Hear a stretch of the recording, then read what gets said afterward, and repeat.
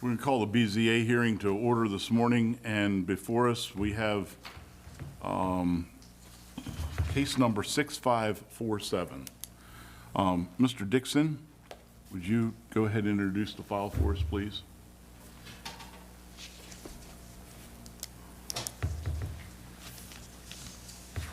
Okay. Case 6547, an application for conditional use and 4 variances for contractor's equipment storage yard. The site is located at 1834 West Liberty Road, Westminster, Maryland, on property zone A, Agricultural District and Election District 9, by Ricky Colson Jr., Code of Public Local Laws and Ordinances, Section 158.071.01, 158.173, 158.040, and 155.051. A site visit is tentatively scheduled for March 19, 2025 at approximately 9:15 a.m. In the file of this matter, we have the following documents. Site minutes.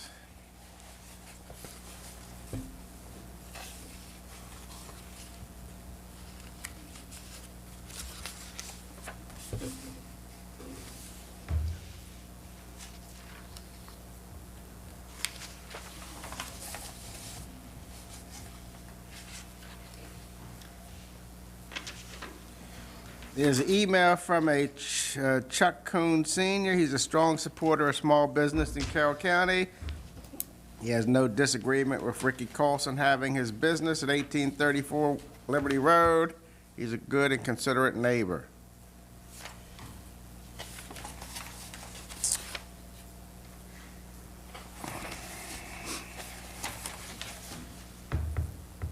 There is a response to Joe Vance's request to various state and local agencies from Anise Thomas, State Highway Administration.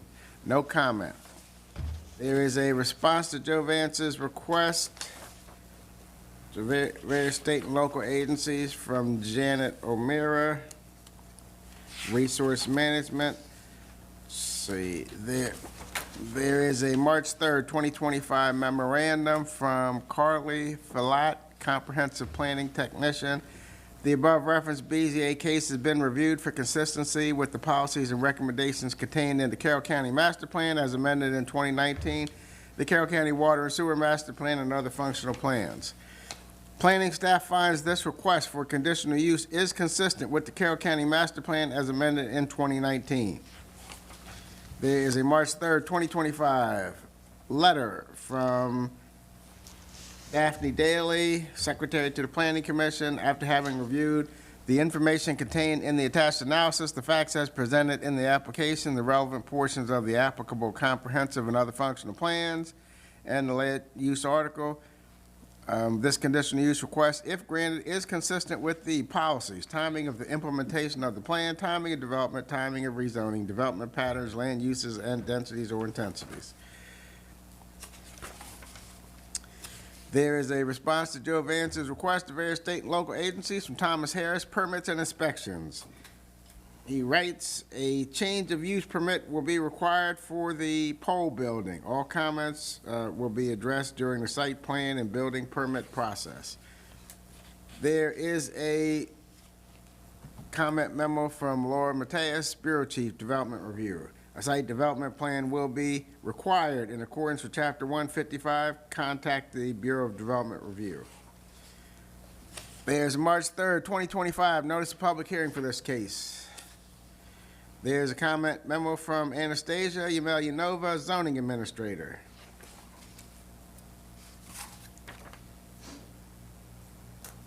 Office of Zoning Administration received a complaint regarding contractor's equipment storage yard after forest conservation issue was discovered by the forest conservation specialist.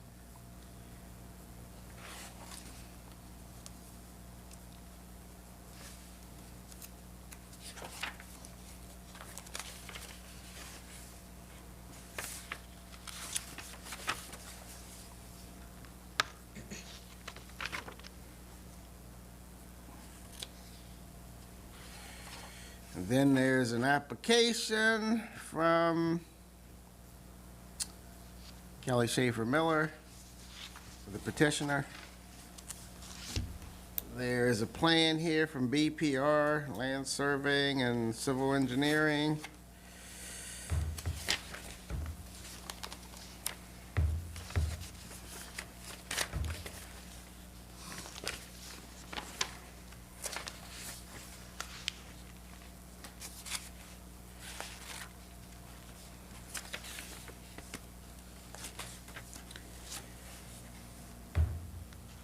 There is a comment memo from Elisa Staley, Carroll County Environmental Health Department. Proposed use may not be acceptable unless it is demonstrated that there is an adequate water supply and adequate area for the installation of an initial and 2 replacement septic systems for the proposed use and any existing uses of this property. Hearing notice was posted by Scott Robinson on February 24, 2025. Zoning inspector.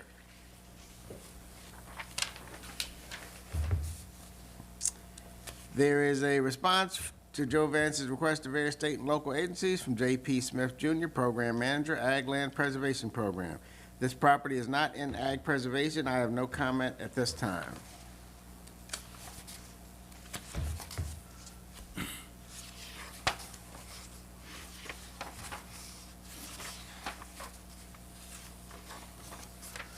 There's a February 14, 2025 letter from Kelly Schaefer Miller to the board. And that letter includes an application.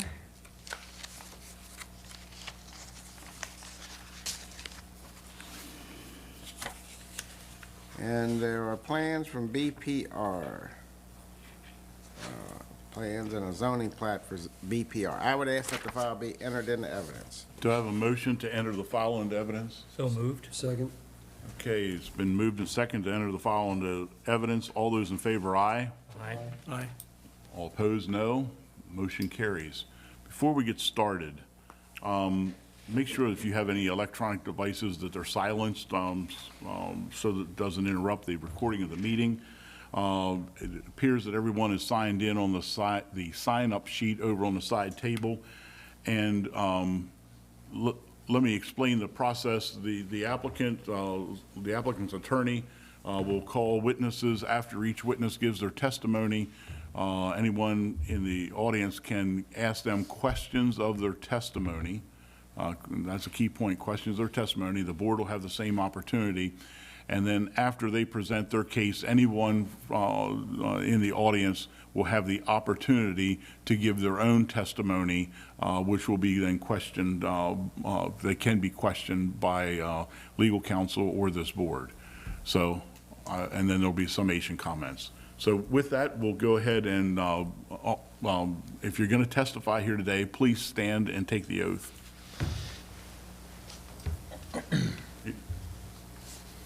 Sir, you want? I don't know what I'm gonna do yet. Well, go ahead and take the oath, and then we don't have to swear you in later on if the urge hits you. Okay, please raise your right hand. Do you swear or affirm under the penalties of perjury that the testimony that you're about to give is the truth, the whole truth, and nothing but the truth? I do. Very good. You can have a seat. Ms. Miller. Thank you, Mr. Chair, members of the board. Kelly Schaefer Miller, 73 East Main Street, Westminster, Maryland, 21157. I'm here this morning on behalf of the applicant, Mr. Ricky Colson, who is present and seated to my left. Also present with us is Mr. Randy Bechtel from BPR, who prepared the plan that accompanied this application and will also testify here today. As the board is aware from the introduction of the file and from its site visit, this request is for a contractor's equipment storage facility at the subject property. This conditional use request is also accompanied with 4 associated variances, 2 distance variances, 1 access drive variance, and 1 area variance. The area variance and access drive variance are fairly small in nature, but they do exist. And as this board is aware, the code language around access drives is such that we always request one when an access drive is not 18 feet in width. So you will hear testimony here today from Mr. Colson and Mr. Bechtel, both speaking to the conditional use and the variance standards applicable for this. Just so that the board has a bit of understanding, although Mr. Colson will testify to this as well, he purchased this property in about the spring of 2021. When he purchased this property, it had every building you saw on it when you went to your site visit was there when he purchased this property. So he did not construct any of those buildings. They existed. The large pole building, namely the large pole building that is part of the request here today, existed. This property was not used for the exact same type of business, but it was used in a similar nature. And as this board has heard in many cases before, Mr. Colson moved in and assumed he could keep using it in a similar sort of fashion. And then came to the realization that, in fact, we had to come to this board requesting conditional use approval for the contractor equipment storage use. So that is why we were here today, to request that use.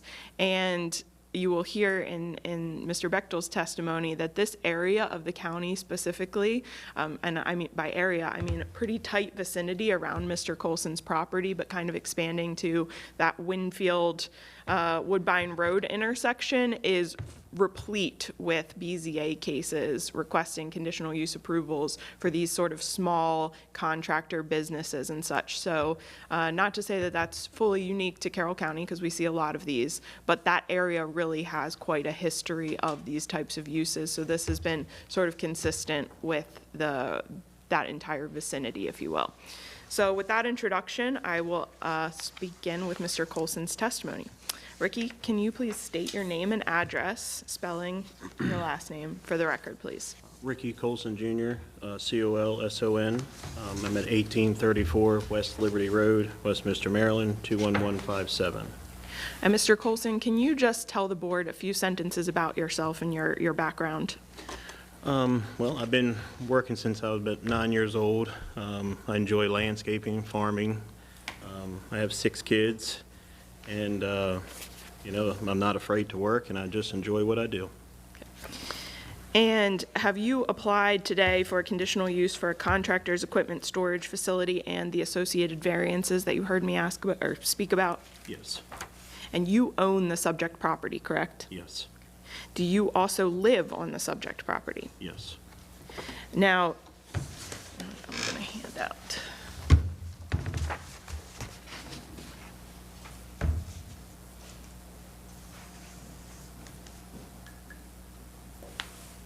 Thank you. Thank you very much. Thanks. Thanks.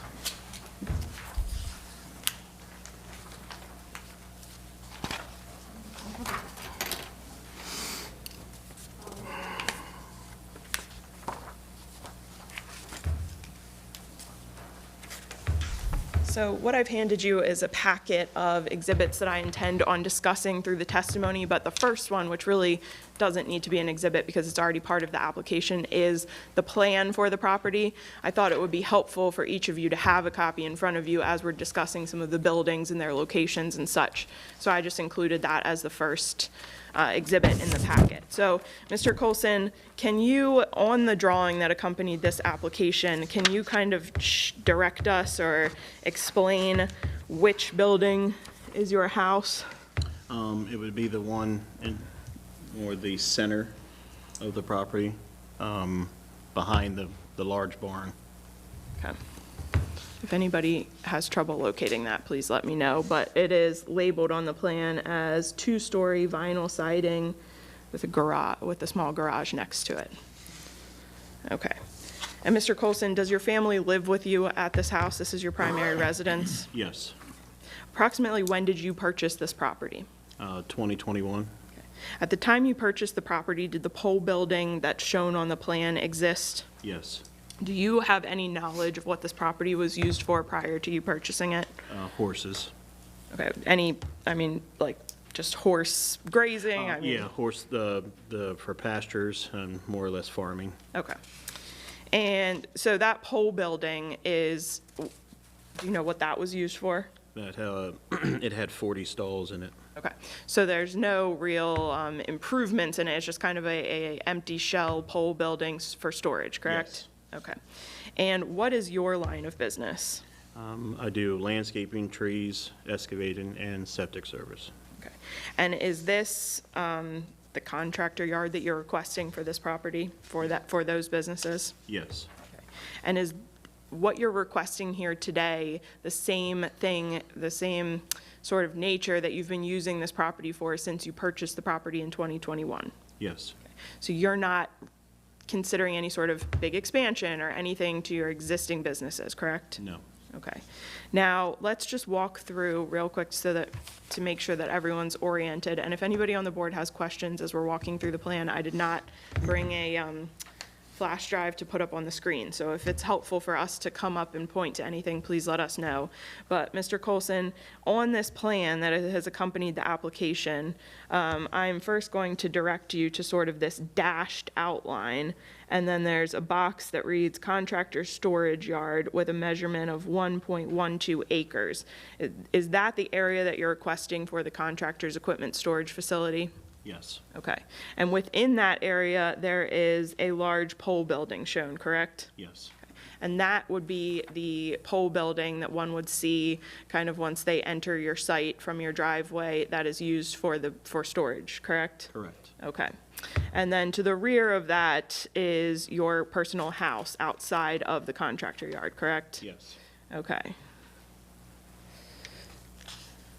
I am going to flip you to what I have labeled as applicant's exhibit 2. Is that an aerial photo that shows your property? Yes. And your property is marked as subject property, albeit somewhat difficult to see in red text on that aerial, correct? Yes. Okay. Is that a generally fair representation of the area? Yes. Okay. Now I'm going to turn you to a few pages, which I've marked as applicant's exhibit 3. These are photographs of the site. Now at the top, we've indicated the date on which they were taken, which is March 6th of this year, correct? Yes. Okay. Now, we're just going to walk through these to confirm that the description kind of below the photo is accurate of what the photo shows. So this first photo, says that it is shown entering the driveway and facing the large pole building. Is that correct? Correct. Okay. And this is the pole building that you just referenced as being in the contractor equipment storage yard area, correct? Correct. Okay. This photo, I'm sorry, I flipped to page 2 of Exhibit 3. This photograph says it's showing it's facing south with the pole building on the left. Is that an accurate description of this photo? Yes. Okay. And this is part of the contractor equipment storage yard facility outline that you just spoke to on the plan, correct? Correct. Okay. And what is this area just generally used for? I mean, is that photo an accurate, average daily representation of what that area would look like? Yes. Yeah, just for storage and parking. Okay. Now I am turned to page 3 of this exhibit of the site photos. This is standing on the rear of the site with the personal residence shown, the white siding house there. Is that correct? Correct. Okay. And you can see to the right in this photo, the blue siding pole building, correct? Correct. Okay. This is panning a little bit to the left. I'm sorry, I'm now on page 4 of this exhibit.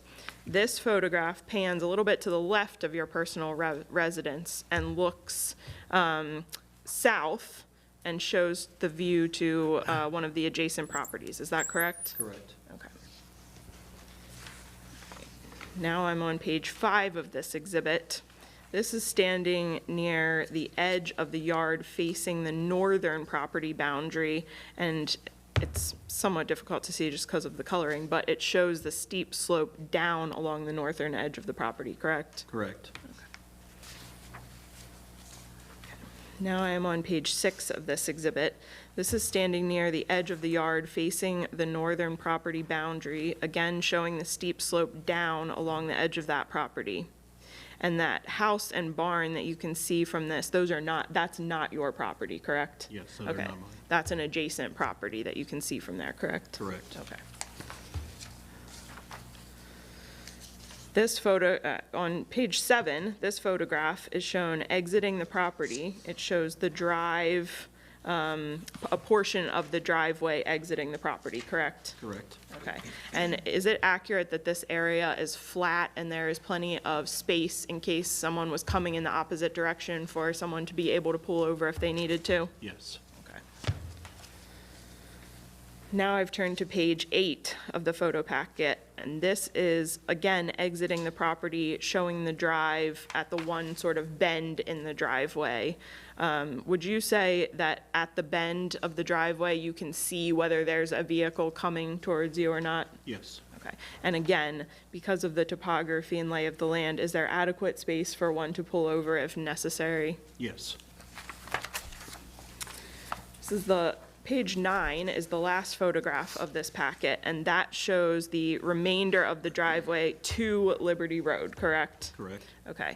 And again, given the topography of that and visibility, have you ever had an issue with somebody not being able to pull over if a car was coming in the other direction? No.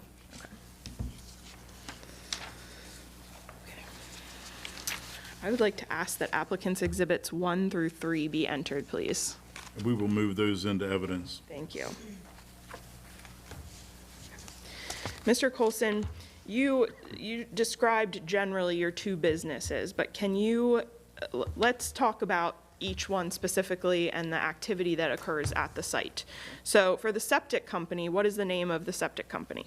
Colson's Septic Service. Okay, and what does that company do? We maintain septics and install new septics. Make sure that you're talking so that, because this doesn't really amplify as much as record, so you gotta make sure you project, okay? Just take one from my book, because I'm a yeller. Yeah, Okay. I got you. So for the septic company, how many employees are associated with the septic company? 2. Okay, so you have 2 employees for the septic company. Is the work associated with your septic repair business done at this site or at a job site? At a job site. Okay, so for the septic business, the type of clientele that you cater to, is that, like, what are the hours of operation of that business? 7:30 to 4. Okay, would those be your regular sort of hours of operation? Yes. Okay, and is that Monday through Friday? Yes. Okay. Now, do you also have occasional need for overnight or off-hours service? For the septic, yes. And why is that? Because it's an emergency. If you have a backup, we need to get the pump truck out there to vacuum it out. Okay. And approximately how often would you say that occurs? I would say maybe twice a week. Okay. Now, given that all of the work related to the septic company occurs at the actual job site, what is occurring on your property? My guys would come to the site, park their vehicle to get in the truck, gather the materials they may need, and then leave the site. And so an employee comes in, they park their car, they gather the company truck, and then they exit the site. Is that accurate? Correct. Okay. And where are the trucks for this business parked? Either in the barn or in the outlined area that I'm proposing. Okay. So no matter where the trucks are, whether they're parked out in the gravel area or whether they're located in the pole building, if a need arises for an emergency septic service where the trucks are exiting the site after hours, can you just explain how that works? Same way, like employee comes, parks? Yes, yeah. He would show up, the truck's already backed into the barn. Most of the tools are already on the truck, from the previous day, and he would just get in the truck and leave. Just to clarify, I keep calling it a pole building, but you're calling it a barn, so it's one and the same, correct? Yes, Okay. yes. We're talking about the big, large Yes. building on there. I just want the board to be clear that we're only talking about the one building. So if any sort of need occurs after normal business hours for a truck to be leaving the site, there's no need for that truck to be maneuvering around the site, backing up. It just pulls out and leaves the site, correct? Correct. Okay. So I'm going to transition you from the septic business to the landscaping and tree service. What is the name of that business? That is a Big Rick's Landscaping and Tree Service. Okay. And what does this company do? We do landscaping, we do grading and seeding, and we do tree and stump removal. And how many employees do you currently have for this company, working for this company? 7. Okay. And what are the days and hours of operation of this company? Monday through Friday, 7:30 till 5. Okay. And is this another operation where the work itself is occurring at the job site, not on your property? Correct. Okay, so let's talk about what's happening at your site. So what type of activity related to the landscaping service is actually happening at your property? No landscaping at our property, only thing is processing firewood.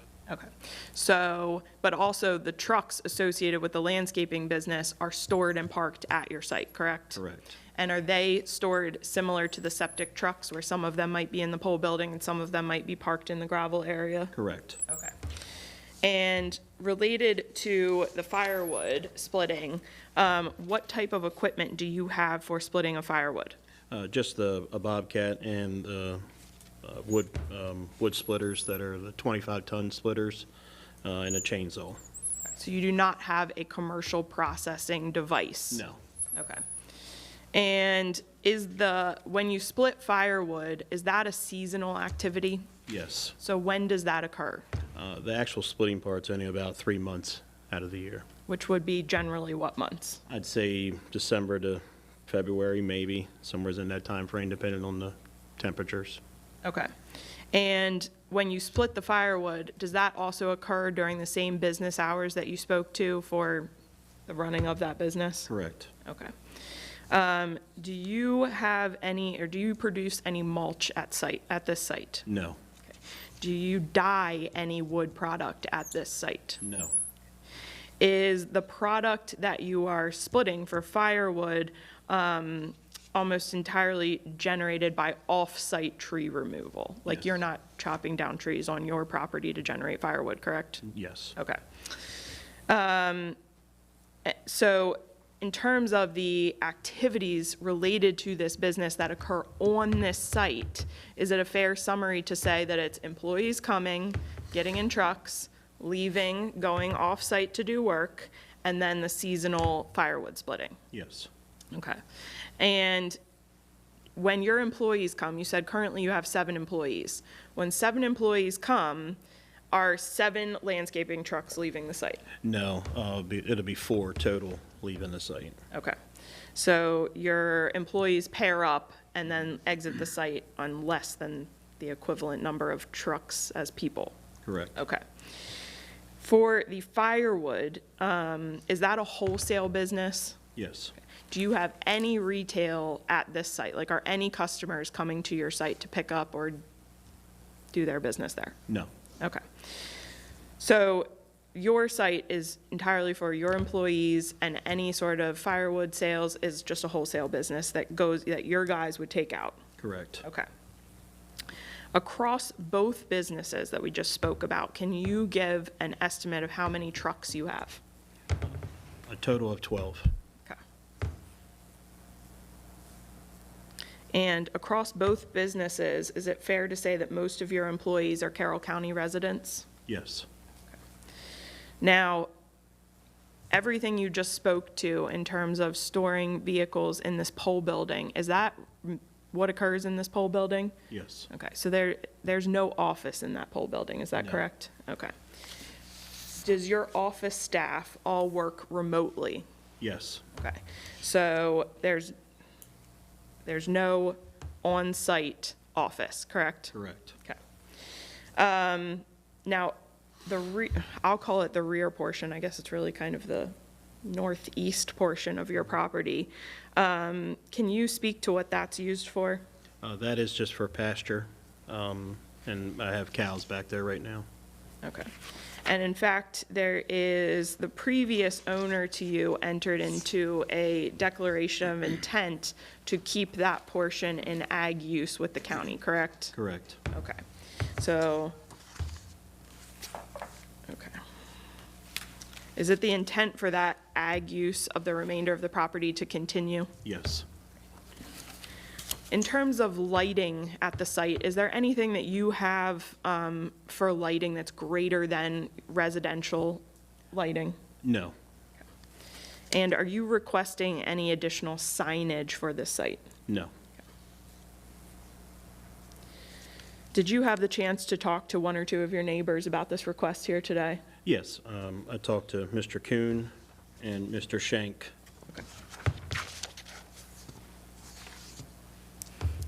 Those are my only questions for Mr. Coulson. Does anyone in the audience have any questions of Mr. Coulson's testimony? Board members? I do. Go ahead. Okay. Good morning, Mr. Coulson. Good morning. Just some clarification, you say you have 7 employees. That's the total number of employees between Coulson Septic and your landscaping and tree service, is that correct? It'll be 7 plus the 2. So that's 9 employees then? Correct. And do you have anybody separately working wood splitting while the No, other- that's all with my landscaping guys. That's out of the all with 7. them? Okay, so it's a total of 9. So you've got essentially 9 vehicles coming in Correct. in the morning, okay, and going out in the evening, all right? The other question I have was concerning the forest conservation declaration of intent. I know you haven't addressed this yet. Do you want to, I can hold off until you address it, Ms. Miller.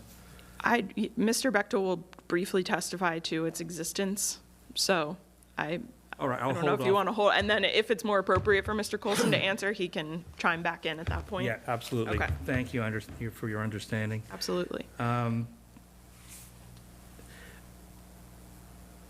I ask a question about the driveway access? I noticed that when we went to the site visit, it seemed to be 2 separate driveways for the first stretch. And I wanted to find out, is that a shared driveway? So this speaks a bit to the title history of the property, so I will answer this one because Randy and I took a look into this one when we were preparing the plan. So the 2 driveways that you see when you enter the site, one it goes to Mr. Coulson's property and the other one is Mr. Kuhn's driveway. And both of those lots, this is not accurately depicted on the county's GIS map at this point in time, but it is on the plan that accompanies this application. Both of those lots do have a fee simple strip that runs down to Liberty Road. So Mr. Coulson has a narrow, if you see on the plan here, fee simple strip that runs down. The intent originally, Can I interrupt you? Yes.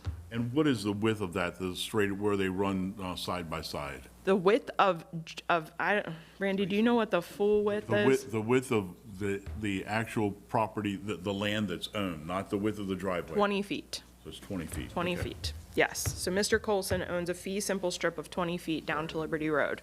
So if you look at the title history, there was some bad blood, we'll call it, between the original owners of Mr. Coulson's parcel and Mr. Kuhn's property, because the intent was for this to be a shared drive. But as a result of litigation years ago, what happened was they split it into 2 driveways that go, that's why you kind of saw it when you went to the site. There's that small grass patch in between. So if you're looking at the plan from BPR, the small shaded portion at the very beginning of the entrance is shared. That's the only shared portion of it. And if you reference that actual right-of-way document, it specifically says that there's no restrictions and anybody can do anything they need to do in that area, but that's a very small area, and then each driveway then shoots up their own fee simple strips to their properties. So that's kind of how that came to evolve. This was probably even before Ricky's predecessor in title took ownership of this property. This was several owners ago where there was some sort of lawsuit that happened that resulted in these 2 driveways versus a shared driveway. A question for you, Ms. Miller. Can you tell me what kind of business is operating on the adjacent property to the north of Mr. Coulson's? To the north.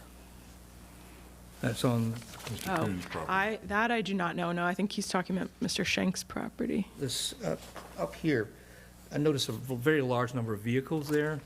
Yes, that I am, what's that address? Do you know what that address is, though? He'll be here next He week. comes off of Salem Bottom. If you don't know, that it's. I don't know, but I will say that when Mr. Bechtel testifies, I did take a look at this area's zoning history, and at the last exhibit in your packet here is a little summary of the zoning history of that whole vicinity. I didn't match up the addresses, so I can't say whether that address is listed on there or not, although it might be that it did get some sort of previous approval for something. But I don't know the exact answer to that. All right, it's zoned agricultural, it says Yes. here on this map. Thank you, appreciate your answers. You're welcome. Thank you. Go ahead, Mr. Snyder. Sure. So Mr. Kuhn lives where in proximity to your property? He is your contiguous neighbor? Is that correct? Bottom of my property. Okay. Yeah, Your north he's this side. one. I was looking for the address, but didn't see. I should have looked at the Yep. map. That'd been a little bit more helpful. What kind of business operated here prior to your ownership? No business that I just know that there was the horse farm. That's all I know. So it's exclusively an agricultural application, is that correct? I think so, yes. Contractor and storage yard, so we're talking the storage of vehicles as well as materials. Could you maybe display or explain in maybe some detail the materials that will be stored on the property? Basically, some gravel, pavers, some lumber. That's about it. Okay. Some topsoil. And if I read the map correctly, the entire parcel is 17.72 acres, is that correct? I actually found that myself with my glasses on. But the storage yard request is for 1.12 acres, is that correct? Correct. And we know the code is 1 acre. Correct. Correct. Understood. And so as far as, and Counselor answered some of these through her questioning, there's no consumer contact at the site, meaning there's no retail sales. There's not a person coming up to pick up a pickup truckload of mulch. No, Nothing like that. Is No. that correct? that's correct. In the packet, we were supplied the background as far as variances in the area over the years. I find it very helpful. The interesting thing is, other than a non-conforming use for the storage of antique vehicles, which I would assume is inside a garage, I certainly hope, it's been static for 30 years. So there really hasn't been any variances granted in that general area for 30 years. So we have been static. As far as the use of your property, is exclusively your trucks, or is there anybody else utilizing your space for the storage of vehicles? No. Okay, so it's exclusively your area. All mine. As far as the delivery of your product, how does your product get on site? Is that done by you? Is it done by vendors? It's mainly my trucks. I do occasionally have like a tractor trailer to come back there, to bring material, but mainly all my material is brought with my dump trucks, and then, we store it and use it for other jobs. Understood. And what I did notice is, it might be the time of day, I don't know, because I know these things change, but there seemed to be a lot of space that was obviously part of the storage area or area leverage for this purpose that was really not being overly used. It's somewhat vacant, if you will. Correct. So is that fair to say that the space is more than adequate from what you need? Well, the space that I'm requiring is for basically when we come in with trucks and trailers. We need to have the room to spin it around and then back it in its place. Understood. So that is kind of the way the layout, and because of the grade drops so much on that one side, why the area is, staked out the way it was. Understood. Okay, that's my questions. Ms. Ford Mount? Mark took all mine. Yeah, I do have one question. On your septic business, there's no actual septic or waste material stored on site, I would assume. That's all I have. If it is, it's in the truck, Right, other than transporting it. that. Yeah. Okay, I I had to take a picture of this and blow it up. My eyesight must be getting pretty bad. The concrete blocks and holding wood and sandstone, is that an open structure? Yes. So that's not an actual building? No. Okay, why would that not, I'm just asking, why would that not be included in the contractor storage yard area? I'll answer that, and Ricky can Okay. chime in. That has to get shifted into the contractor yard area. So to go back to the history real quick, what happened is Ricky purchased this property. Forest Conservation then came out because of the Forest Conservation Declaration of Intent. And the property had kind of creeped into that area without Ricky really realizing it, even because of the predecessor creeping. so- So that's getting pulled back in, that will be in the contractor yard area. So the supporting area of the landscaping business is going to be moved into the area where the contractor storage yard is? Yes, that is correct. Thank you for clarifying that, yes. Just for clarification, there are two sets of storage bins. Are both being moved in? Let's see here. Are we talking about? So the ones behind the barn with the millings around them, yes, all that has to be moved. The other Yeah. ones out in the forest conservation area, I was told I could use, was going to be using them for like pig pens because of, the strength Be of them. converted to like an ag use, I basically. was talking to, I forgot his darn name, Jonathan Bowman about that. Yes. Understood. Thank you very much for the clarification. I just had one more question. So the Coons property, I think it's when you come in the road to the left, we don't know if there's any past history of applications for variance for whatever commercial use they're using that for, and we don't know what that is, right? I do believe that that property is included on that list. I'd have to compare addresses, but I do believe that that property has a zoning history and has gone through a similar application process Okay.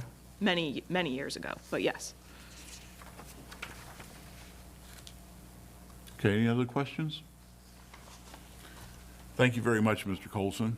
You want to call your next witness? I would, yes, thank you. I would next call Mr. Randy Bechtel. Randy, can you please introduce yourself, stating your name and address? Sure. Good morning, everyone. Randy Bechtel with BPR LLC, 150 Airport Drive, Unit Number 4, here in Westminster, 21157. I'm going to ask that Mr. Bechtel be qualified as an expert in the area of land use planning and design. I am happy to ask him the qualifying questions if this board desires, but he has appeared frequently in front of you. He has appeared numerous times before us, and we will accept him as an expert witness in those fields. Thank you. Mr. Bechtel, have you been present and heard all of Mr. Colson's testimony? Yes, And were you asked to prepare a drawing that accompanied this application? yes. In doing so and preparing that drawing, what did you look at specific to the property? Obviously, the boundary, the adjoining property owners, their particular zoning, the topography of the property, and those items that would be part of the checklist for a site development plan. Existing conditions on, physical existing conditions on our site, project site. And you have also personally visited this site, correct? Yes, Okay. And is it accurate that the zoning of this site is agriculturally zoned? yes, Okay. Randy, I've got here applicant's Exhibit 4, which is just a copy of the county zoning map. Does that accurately show the zoning of this property and the surrounding? the brown area on the exhibit is the designation for agricultural zoning in Carroll County. Okay. And what is the acreage of the subject site? Our site is 17.72 acres. And how is we've explained a bit about it, but generally speaking, how is this property accessed? Via a panhandle strip, in-fee panhandle strip from West Liberty Road. Okay. And is West Liberty Road a state-owned and maintained road? Yes, it is. And to your knowledge, is it also built to state specifications? Yes. Based on the testimony that you heard Ricky speak to in regards to the trucks coming in and out, do you believe that Liberty Road is capable of handling that type of traffic? Yes. Do you have any concerns that this site would not meet the site distance requirements? No. As part of our application, we have requested an access drive variance. Being familiar with the site and having visited it yourself, is the driveway, the existing driveway, wide enough for one car to enter while one car is leaving? Yes. So there's no, by virtue of, if you have two vehicles accessing different ways at the same time, there's no need for traffic to queue onto Liberty Road, correct? Correct. Okay. And along the entirety of the driveway back to the yard area that has been marked, is there adequate space for someone to pull off if needed, if there were two cars coming at the same time? Yes, the driveway, the physical paving section of the driveway varies anywhere from 13 to like 16, 17 feet. And it's flat, and you could, two vehicles can easily pass there. And most of the traffic that this site is seeing from employees and then the trucks leaving, it's sort of everybody coming at once, everybody leaving at once, correct? Yes, So there's not a lot of I mean, there's always some, but there's not a lot of opportunity for the two-way traffic, correct? correct. Okay. Is it accurate that if this application is approved here today, that Mr. Colson would still have to go through a site plan process with the county? Yes, Now, you are also aware that the applicant has requested other variances. We just spoke to the access drive, but there are 2 distance variances and an area variance, correct? correct. Okay. Now, the specific provision of this code related to the distance variances calls out 2 measurements, and is that why there's this large red bubble on the plan that shows a 900-foot bubble measurement, basically? Yes, it is. Okay, so that full red dashed bubble on the plan shows a 900-foot measurement out from the use to all of the surrounding properties. Within that bubble, there are 2 red arrows with distance measurements on them. One is 251 feet and one is 533 feet. Those 2 arrows measure the 2 distance variances that we're requesting, correct? To adjoining homes, yes. Okay. Are you familiar with the variance standard set forth in the county code and generally in Maryland case law? Yes, Okay. Now, speaking to some of the unique and unusual characteristics of this property, through Mr. Colson's testimony, we showed some site photos of that steep slope along the northern property line. Can you speak to the topography of this site and any sort of environmental features that constrain this site? sure. At the entrance to the north, I guess the northwest corner, there's a 100-year floodplain. And that stream kind of follows that western boundary between the Schenck property and Mr. Colson's property. And that area, all approximately 100 feet off of that property line, is fairly unusable for anything other than maybe some pasture or something like that with an intermittent stream and those kind of things. The shape of the property is kind of unique in its own way. At the area where Mr. Colson is requesting a contractor storage yard, the width of the property there is approximately 400 feet. You can see just using the boundary lines of looking at the boundary lines, it's kind of a unique shaped property.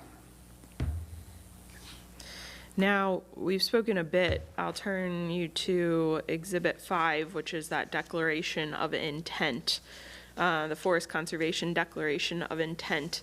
Does that set forth a portion of the property to be used for ag purpose only? For those of you, and there's some questions there Mr. Caldwell had about the declaration of intent. The previous owner wanted to develop some pasture. And that area to the east was wooded. In order to clear the woods and create pasture, he had to agree to this declaration of intent that for 7 years, nothing else would happen on that property. Matter of fact, it's through an inspection of that declaration of intent is one of the reasons we're here today. So it wasn't a disgruntled neighbor, it was through county staff. But the intent goes away in 2 years, Ricky? I think it goes away in 2 years. But back to where some questions about the concrete blocks. I'll tell you, I should have outlined that, but maybe you can all see approximately in yellow. Do you want to walk it up there? Yeah. I could, Yeah, Mr. Beckman, I I was going to cannot say, I see don't know that I I'm can not see that from here. colorblind. so. let me get you, let me find another map here. Mr. Bechter, while you're finding that, though, let me ask a clarification question that might also help Mr. Caldwell's question about the declaration of intent. Generally speaking, like if a farmer wanted to clear that area to create a pasture that was previously wooded, they would ordinarily have to comply with pretty strenuous forest conservation laws and regulations in the county, correct? Correct. So this declaration of intent is sort of a way for the county to support that ag use without subjecting the farmer to what otherwise might be some substantial forest banking requirements to remove those trees, correct? Correct. Okay.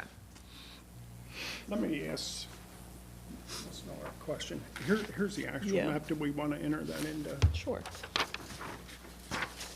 I brought another tag with me. Where are we? To make that one seven. What I have is an actual map provided by county staff defining the area for the declaration of intent. So I had marked that as applicant's exhibit 7. Kind of pass that around. I didn't expect it to have made copies, apologize. But you can kind of compare it to the site location. Okay. Thank you. So the red area, This is my yellow area. but this is more. There's a yellow area goes out here. Yeah, yes. So this- That line that goes through the middle of it, correct? So this is a conservation area here? Yes. Okay, so it's, all right. Which, That's the area the trees were removed. that was the area he was required to put the letter of intent on. Now, Mr. Colson's under a violation notice regarding that, and he was speaking to some of the materials there, and questions about the materials that's outside the contractor's storage yard. You have to have that removed by April, end of April or something. isn't it? Correct. And to be in compliance with this letter of intent. Has to have that stuff put back in there. But Right. Okay, I understand. Thank you very much for the clarification, Mr. Bechtel. I appreciate it. Mr. Bechtel, are all of the factors that we kind of just talked about, the topography, the natural features, the declaration of intent, are all of those aspects that go towards this property being unique and unusual? Very much so, and I think it's kind of unique, and one of the variances we're asking for is an increase in above the 1 acre in size for the yard, and it's kind of unusual to have a property where you have that nice storage building or a pole building, which is 10,000 square foot in its own on there, which here again is county permitted and has its own stormwater management. If you were there on site, the cylinders at the corners are part of the stormwater management system. I mean, that was reviewed and approved and built by the previous owner, previous to Mr. Colson being there. So the contractor's equipment storage facility is a conditional use allowed in the agricultural zoning district, is it not? Yes. Is there anywhere on this property that use could be located where it would not require some sort of distance variance? It is not. Okay. And you just spoke to how large that existing pole building is. Does that contribute to the need for the area variance? Yes, it does. Okay. You also heard Mr. Colson kind of talk about the maneuverability of trucks and why that area is necessary, the gravel area is necessary for that. Is that accurate to your kind of site planning knowledge? Yes. Okay. The existing driveway varies in width, so the variance that has been requested for the access drive is just conservatively measured at 12 feet in width, requesting a variance of 6 feet. The driveway kind of varies, so we took the narrowest point and measured from there, but there are several areas in which the driveway is over that in width, correct? Yes. Okay. Do you believe that adding width to the driveway is necessary to ensure the safe passage of cars on the driveway? Not necessarily, no. Okay. And in general terms, not just for a driveway, but for anything, is it a best environmental practice to add impervious surface when it is not necessary? Restate that. Is a little it confusing. Is it against the best environmental principles to add unnecessary impervious surface to a site? In today's world, typically, we try to eliminate or reduce the amount of impervious area that's required, regardless of what we're into. And in granting all of these variances, the two distance variances, the access drive and the area variance, do you believe that there is any threat to the public safety and welfare if those variances were to be granted? I do not. Okay.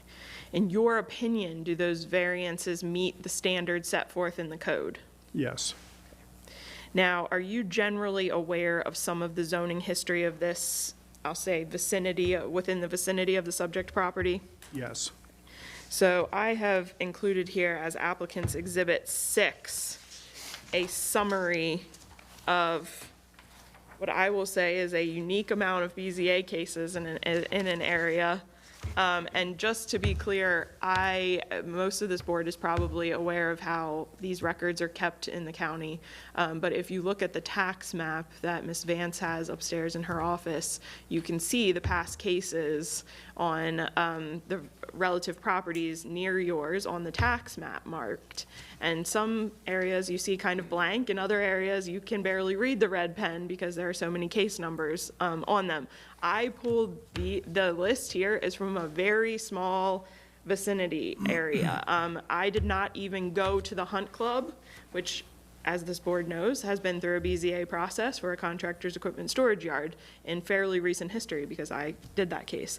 I didn't even go that far down Liberty Road, and that's only a few properties away. I kind of looked very close to Mr. Colson's property in that surrounding area, sort of the Winfield area. And this is a summary of those cases that have been heard. All of those decisions are available in your office upstairs in the Office of Administrative Hearings. So I did not, for the sake of saving more trees, I did not copy all of those for you, but this is a summary. And Mr. Bechtel, does Mr. Colson's property also adjoin the South Carroll Swim Club? Yes, it does. Okay. And that is agriculturally zoned but commercially used, correct? Correct. Okay. Is it accurate to say that if this use were approved here today, that this would not be the only business in this area? Yes. Okay. And are you aware and familiar with the standard for conditional use cases set in Schultz v. Pritz? Yes. In the history of your career, have you had the opportunity to work on other contractors' equipment storage facility cases? Yes, as a matter of fact, the Kuhn property at 1828 Liberty Road, the one to the north, was a property that, one of the first properties I testified before this board with Mr. Kuhn. And also, we had a BZA hearing which does not show up on the list for 1900, which is the South Carroll Swim Club. having had experience in other contractors' equipment storage facility cases, would you say that the request here today is similar in nature to the other cases that you've been involved in? Yes. Did you hear Mr. Coulson testify, or are you aware of any adverse effects above and beyond those inherently associated with a contractor storage yard that are applicable here that would not be applicable anywhere else in the county? From Mr. Colson's testimony? Correct. Correct. Okay. That concludes my testimony of Mr. Bechtel. Okay, do you have any other witnesses? I do not. Okay. At this point, does anyone in the audience want to give their own, oh, wait a minute, sorry, questions? Anyone in the audience want to, I'm sorry, can I loop back and just make sure that I entered these exhibits? you did not? I was going to say, I think I entered 1 through 3, but may I please enter 4 through 7? Yes, we will Thank you. accept those into evidence. Thank you. Okay, does anyone have any questions in the audience of Mr. Bechtel's testimony? Board members, I do. go ahead, Mr. Caldwell. Mr. Bechtel, the area that's under gravel, is all of that actually required for the storage yard? Could it be trimmed down by that .16 acres at the, what I would consider the western side of it? That's where you first come in, that first part? That's where Mr. Colson would like to move his wood splitting business to, do some wood storage there. Yeah, that's, well, I gotta move them logs, and then between the, I just literally took a truck and trailer and just made a turn, and that's the space that I'm gonna need. So, That's a fair enough answer, thank you. so just for clarity, that area is going to, the forested area, which is in violation, the activities there will be moved on to the western portion, west of the building? Correct. Yeah. I want to be perfectly clear. One other question. What happens once the declaration ends on, I think it's June of '26? What happens after that? It just goes away? Well, kind of, although I will say, I think in this case, what will happen is, because Mr. Coulson still has to go through that site plan process, some of that area will be considered, if they need to address stormwater, or if anything needs to be addressed, that area might need to be utilized, but they will have to comply with forest conservation as part of that site plan process.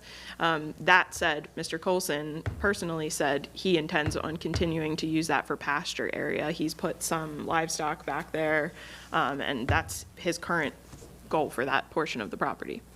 Okay, thank you very much for the clarification. Ms. Boardmount? Well, that was my question about the declaration of intent. So there is one that's currently in place that will expire in 2 years.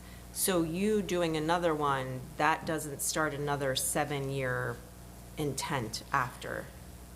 I don't think, I can't. Excuse me. He's not going to be doing another one. No, he's not Because required to. he's going to have to comply with any technical requirements through the site plan process for this use.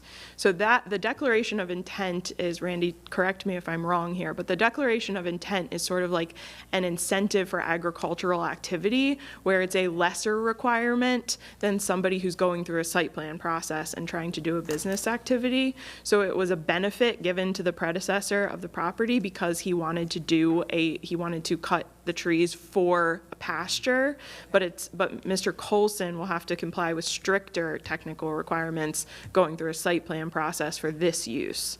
So he will almost certainly not be entering into another one of those because he will have stricter requirements that he will have to meet as part of the site plan process. Okay, great, thank you. You're welcome. Go ahead.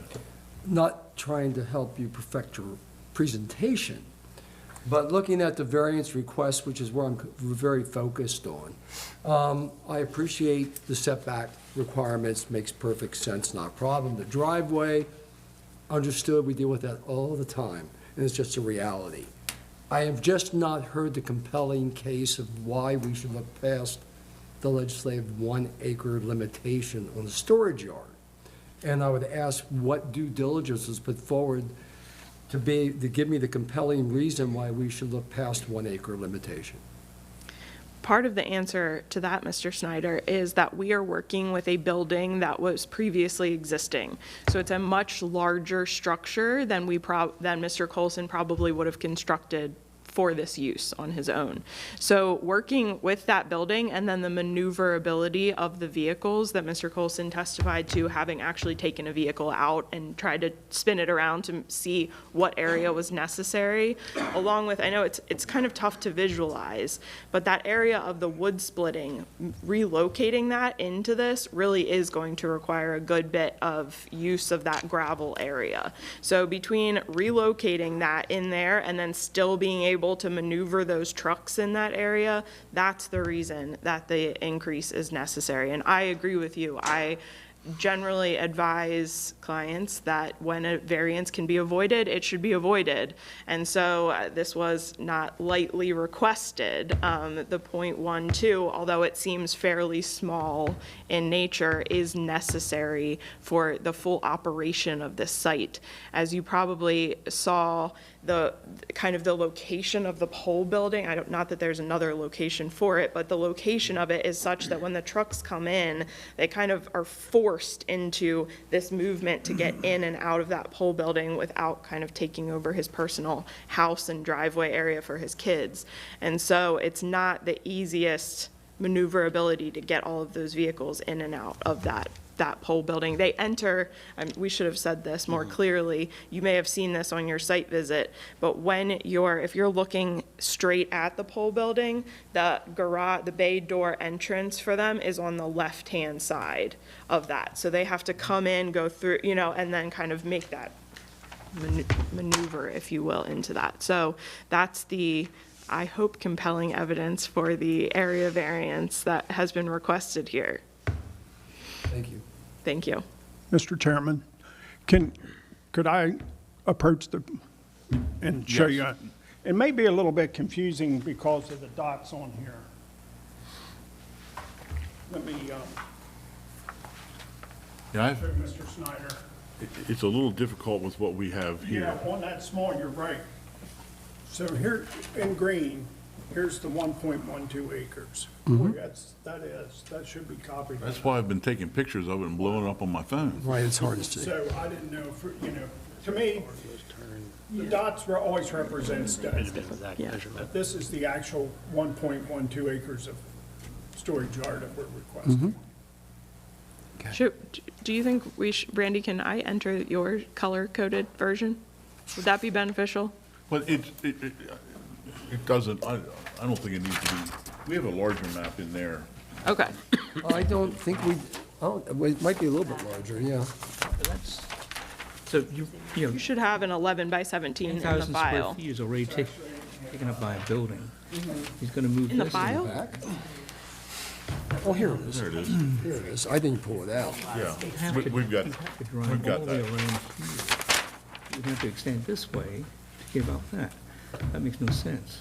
And it's even more Well, dangerous to do that. Yeah, You he's couldn't do not- that with a tractor trailer, right? once we produce the site plan, in one of the earlier exhibits, I don't know. Picture number 2. That's the truck that has that to like make the tanker turn, thing. the tanker thing in the parking lot, which is exhibit number 2. So that's where Mr. Colson took the main, that's how we kind of, Is this one of Mr. Colson's trucks? yes, it is. I apologize, where's the driveway on this? Coming in here, sorry. Oh, okay, so they're going to enter, and then they have to get to this side for the bay door. Okay, so there really is. It's hard to describe. And it's the stormwater management for. See, I didn't realize he was talking about combinations of vehicles. I thought he was talking about pump trucks. Okay, So you can't use that. so You hear why a garage door somewhere in here, but that takes up the middle of it. Well, it's the turning circle of that that's his. 18-wheeler. It's basically an 18-wheeler, the size of an 18-wheeler, right? Yes. It's going to take up almost all that space, if I understand correctly. Yes, You got nowhere around it. from here to here. Yes. And is that a typical, I mean, is that just one vehicle that's that size, or are there other vehicles that are larger than that? Not as large as that, but maybe 8 foot, 10 foot shorter. It's a dump truck and a trailer combination. So the one that we see on page 2, you have one of those? Just one. And that's the size that it is, nothing Yes. larger than that? Yeah. Okay. I don't think there was any in the pictures, was it, Vicki? Okay. Any other questions of Bechtel? No questions? We good? Okay. Now, does anyone in the audience, shook his head no. There's only one person in the audience. He shook his head no and he's smiling. It's a good thing that he's smiling. Okay. With that, and any further comments, Ms. Miller? No, thank you. Okay. Presentation of testimony and evidence is now closed and summations are in order. Ms. Miller? Thank you. Thank you, everyone, for your time today and your thoughtful questions. I think they flesh through a lot of the lingering things here. So I will remind you that as part of the introduction of the file, Mr. Dixon pointed out that there was a comment letter that this request is consistent with the master plan. If you look to the conditional use standard in Schultz v. Pritz, I think it's very clear that Mr. Colson meets the conditional use standard in that case. You heard no testimony here today that there are any adverse effects related to this contractor equipment storage yard that go above any effects for any other storage yard elsewhere in the county. And these are requests that you see quite frequently, so you have a good base of knowledge in terms of the kind of normalcy of certain aspects of this operation, the storage of trucks, the storage of materials. I would submit to you that even the number of employees that Mr. Colson has, stating that he has the 9 employees that show up to the site right now for both businesses collectively, is a fairly average or even below average number of employees for these uses that we see in the county. There are a wide scale of contractors' equipment storage yards across different zoning districts because, as you're aware, the industrial zoning district does not have the 1 acre limitation. So we see some of these yards in a much, much greater scale than the one that Mr. Colson is requesting here today. I would also say to you that the area variance that's requested here of the 0.12 acres, aside from Mr. Colson's need of that area and the characteristics of this property, I will also say that given the acreage of this property at over 17 acres and sort of the surrounding area, this is not going to cause an adverse impact to any of those surrounding neighbors by granting that variance of the 0.12 acres. Similarly, with the distance variances that have been requested and the access drive variance, I think that we have shown evidence and testimony to you today that supports all of those requests as specified. And I will repeat that the access drive variance was measured at the smallest width of the driveway, but in fact there are several points where the driveway is wider. It's just that the entire driveway is not 18 feet in width. So we have requested that. There are several uses in the code that are called out as conditional uses in the agricultural zoning district, and some are even principal permitted uses in the district that I think pose greater intensity than the use that's been requested here today. A lot of those have a retail component that Mr. Colson does not. So I think it's advantageous to his request that there is no retail associated with this site. It's just his employees. But some of the uses that otherwise are allowed as conditional uses in the zone include a garden supply sales, fertilizer sales, a bed and breakfast, an outdoor recreational area, which could be large sports fields with a bunch of parents and children. And then one that is in fact a principal permitted use is a veterinary facility, which can have a lot of traffic and even some noise from dogs and such. So I think that in the scheme of the zoning code, this is a very reasonable request that, again, meets the Schultz v. Pritz standard. And I think that we have submitted to you sufficient testimony and evidence that proves the need and the legal standard and code standard for all of the variances requested by this board. So I would respectfully request that this board approve the conditional use of the contractor's equipment storage yard, as well as the associated variances set forth in the application, an area variance, 2 distance variances, and an access drive variance. So with that, thank you very much for your time today. Okay, the hearing and record of this case is now closed, and in accordance with the Open Meetings Act of Maryland, the board will now consider the case. Mr. Caldwell. Looking at the requirements, it appears that Mr. Colson is doing his best to meet the requirements of the code. The setbacks, I don't see anybody objecting to any issues with that. You are limited in the accessibility to your property. Your engineer has testified that the vehicles can pass one another at appropriate points. The uses, the area of requirement, you're going from 43,560 square feet to 48,787 square feet. It's necessary because of the turning radius of the large vehicles used by the septic service. No way around that. You can't back that thing down a half-mile driveway. That's craziness. You even think about anything like that. So it's an unfortunate situation. It's a little bit more than an acre, 0.12, but it's not significantly more. The shape of the lot, the land slope, really prohibit more efficient use of that space beyond that. And so I don't have a problem with that. I think he's done his best to accommodate it. He's going to move the storage bins within that area so that he's doing his best to stay within the designated space. With respect to the distances to adjacent properties, I haven't seen anybody show up to testify against that. So, as far as I'm concerned, those variances, I would agree with them. So I'm in favor of approving this application. Ms. Ford-Mount? I agree with what Mr. Caldwell said. Knowing that there will be no retail sales out of that property, that you will move the items that need to be in that area, into that area by the end of April.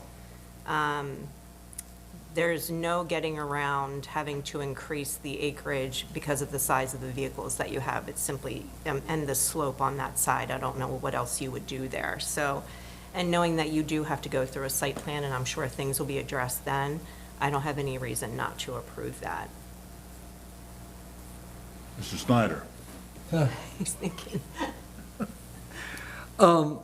Yes, in general, I have no problem with the application. I think the variance is all really reasonable, as typically we deal with situations of existing properties that have been there for years and years, and now it's, it comes to fruition that they come before the board and ask, for, the appropriate approvals, and I think that's a good thing. I think the location of this particular property is excellent. It's well off the road, it's not, an eyesore like perhaps one right up the street, and I was always amazed how that got approved. But anyway, the bottom line is, I think it's very appropriate. I make no bones, I'm very concerned.